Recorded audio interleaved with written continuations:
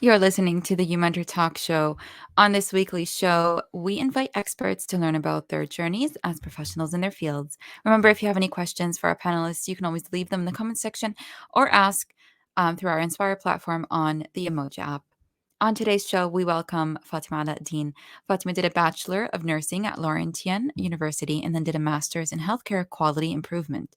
She worked in the emergency department as a frontline nurse and then worked as a clinical research nurse coordinator, where she managed and coordinated medical research with doctors. Now she's currently a nurse officer in charge at a mental health hospital. I'm looking forward to hearing about Fatima's journey and the incredible experience she's learned along the way. Assalamu alaikum, Fatima. How are you? Walaikum assalam. I'm good. How are you? I'm doing well.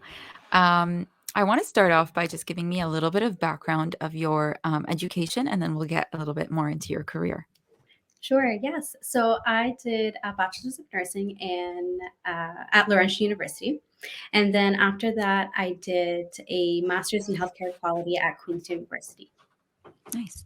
And can you tell us a bit about those experiences? So, applying to the nursing programs and then applying for your master's programs, how was that process? Um, so the process for applying into nursing, you need to have certain prerequisites in high school. So obviously, you need to have your sciences, but you Hmm. need to have biology and chemistry. You don't need physics. You need to have, I think, at least one math course and then an English course and then a couple of electives. But those are the main ones. And then you apply through university. Um, Nursing programs are very competitive programs because a lot of people apply to them and they have very limited spots. Hmm. So the best thing when it comes to applying is apply early. Make sure in grade 11 or in high school in general, make sure if you really want to be a nurse, you need to study really, really hard because Hmm. when you're in nursing, you're studying all the time. It's, And this is specifically, I think, more in Canada than anywhere else. I mean, in the States, it's not like that, from what I've heard from people. I have no Not idea. as much. I know, like, yeah, because I did school in Canada. My experience was you do a lot of studying, Hmm. really big textbooks that are like I don't want to scare anyone, but sometimes thousands of pages long, and you're not reading the entire textbook, but No, like, of course. right? Oh yeah, obviously you But read. there's certain marks that you have to get within your exams and certain things that you have to hit, or else you have to redo certain parts of the program. Yeah, exactly. So I really think it depends on the program Hmm. uh, or the university, but for nursing, at least where I did it, you need to have a minimum of 60% to pass, I believe. Hmm. Some courses were 60, some courses were 70% to pass. Okay. All right. And then some I've heard about are like 80 or 90, depends, I think, like you said, on the programs, right? Which is So that's difficult. normally that's normally the entrance Yeah. percentage or Okay. an entrance average you need to have in high school Okay. to get into these programs. And when you're in nursing, what, like, this is just for people who are wondering, what marks do I need and what should I do and how hard do I have to work when I'm actually studying in nursing to actually get my registered nurse license? So when you're in high school to get into a nursing program, normally the average they'll ask is about an 80% in high school. Mm-hmm. There are some programs in Canada that ask up to like a 93% Mm. average. Okay. So you do have to be working pretty hard in high school, get good grades, especially in your sciences, your English course, and one of the math courses to be able to get into these nursing programs Hmm. because they're not easy programs. Hmm. And when you're in the program to get your license, what is that process like? So again, it depends on the university. So some universities you need to have a minimum passing grade of 70 overall in your Okay. 4 years to graduate nursing and then to get your Okay. license. So with nursing, you have to have graduated, finished school, obviously, Yeah. your diploma to apply for your license. And when you apply Okay. for your license, you have to do two exams to get your license. So one Hmm. of them is a jurisprudence exam, and this is an ethics exam. And then the other one is the NCLEX exam, which we do in Canada and in America. Okay. Uh, and it's like a comprehensive exam of everything that you learned in the last Hmm. 4 years. Okay. Very interesting.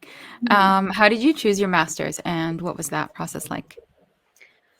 So I knew I wanted to do a master's program.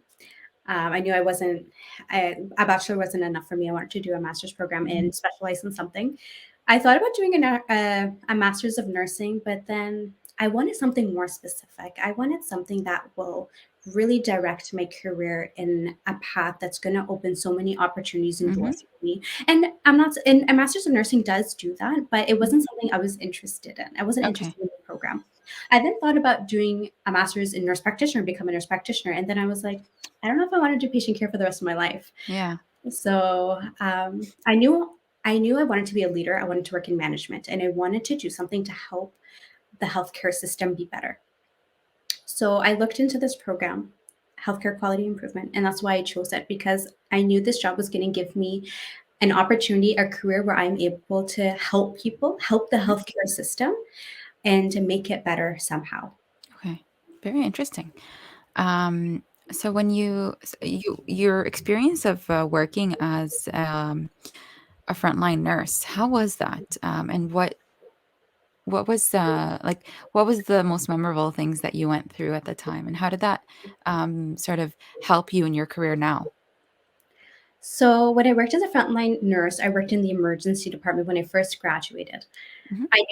I always knew I wanted to work in the emergency department. I could not work anywhere else in the hospital except for that. Oh, really? Yeah, I knew I never wanted to work up on the floors. I didn't want to work surgical or medical or anything like that. I wanted to work in emerge, and that was the only place I wanted to work.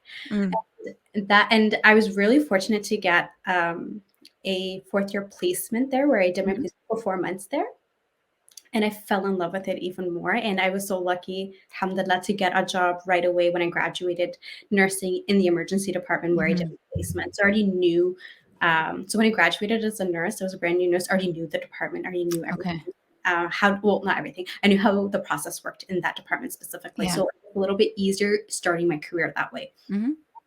Um, but I had so many good experiences in the emergency department and a lot of bad experiences because in the emergency department we are dealing with everything. We're dealing Mm, with such a huge variety of people when it comes like it goes from dealing with pediatric population, children, infants, babies, to teenagers, to adults, to elderly people. mm, We deal with people who are very, very, very sick, who are on who are between life and death, to people who say come in with say minor or simpler diagnosis. mhm, You really learn how to work in a fast-paced environment, and that's what I loved about the emergency department.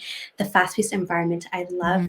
just always being on my feet, having that adrenaline rush, almost kind of feeling like you're on a high, just because you're always on your feet, you're always working, there's always something to do. It's never a dull moment in the emergency department. You go in every day not knowing what you're going to go into. And so it just kind of made life a little bit interesting that way, Yeah. because it wasn't like a dull routine. Every day Yeah. was something new. Every day you were going to deal with a new type of patient, a new diagnosis. You're going to learn Mhm, new skills. And I absolutely love that because I was always learning, mhm. becoming educated, and I love that. What would you say are the most important skills to have as an ER nurse? As an ER nurse, you really need to have a strong heart because you deal with so much and you see so Mhm, much. You deal with such critical patients, you hear such sad stories. You People come in and sometimes the reason that they're in it's such a traumatic experience for them, mm, and and you really need to have a strong heart because you need to be able to control your emotions. You need to yeah. be able to leave your what you see at work and your emotions at work and not bring it back home and let it affect your life. Because it is so easy to do that, especially working in that kind of environment Mhm, where you are dealing with so much that affect you emotionally and mentally. It's a very emotional job, and it is hard to sometimes control your emotions in the ER. I know there was some situations that I have been in where I've finished my shift and I was calm and collected, and then I would get to my car and just start crying because mm. I just had like a really bad day at work.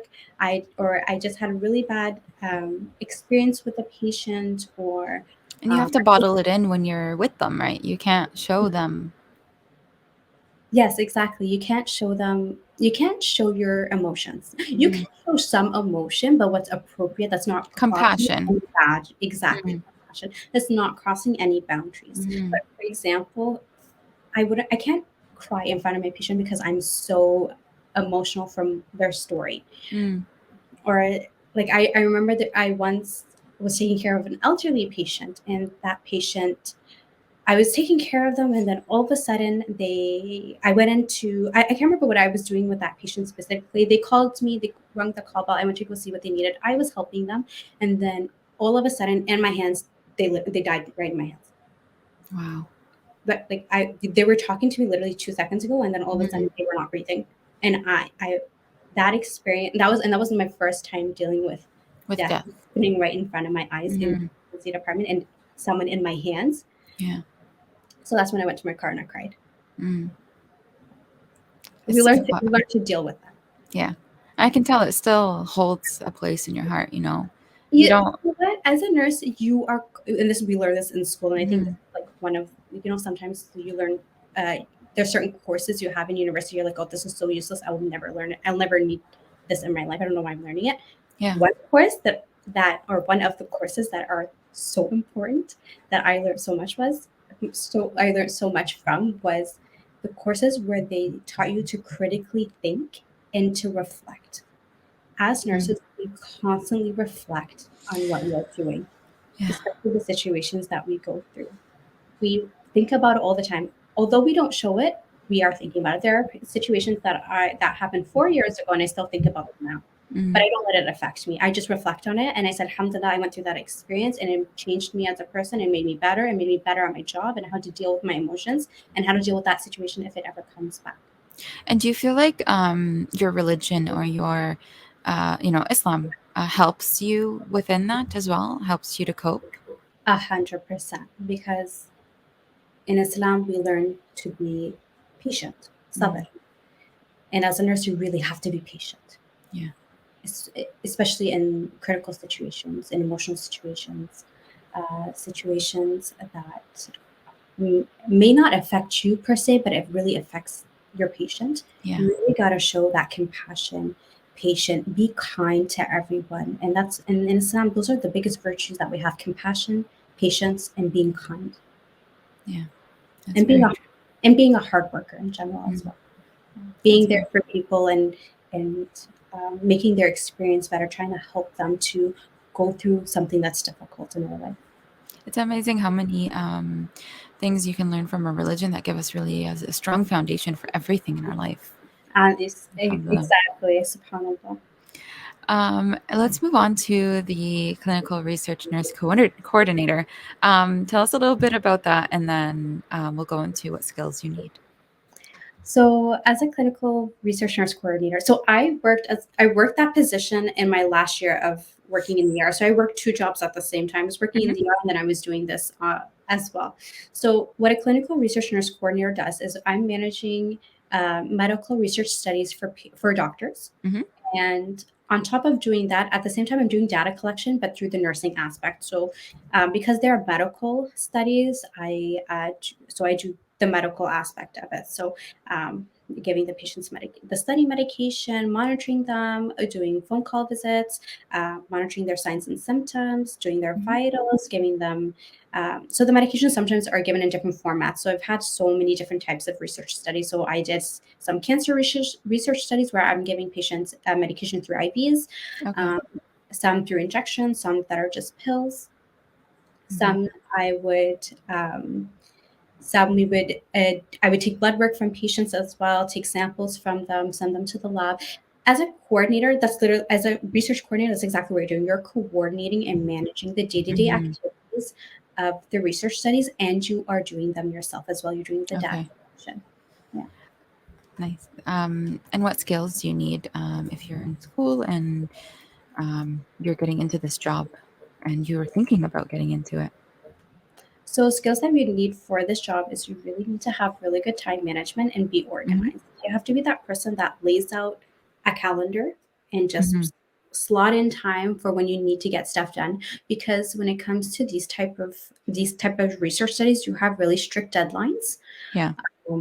that things need to be done by. So you need to be really good at managing your time, getting your work done efficiently, and to be able to be very organized. And at the same Mhm. time, you need to really be able to be, you need to be good at liaisoning and coordinating different things. Because as a coordinator, you are dealing with a big team. So you're managing Okay. a big team. So you are needing to coordinate with other research coordinators, with the doctors, with the sponsors, with the accounting section. You Mhm. need to deal with laboratory technicians, phlebotomists, other nurses, other people who are involved in the research studies. You have to be able to coordinate everyone together to make sure that you are making sure the research study is flowing smoothly. And if you're not a very organized person, can you learn this skill?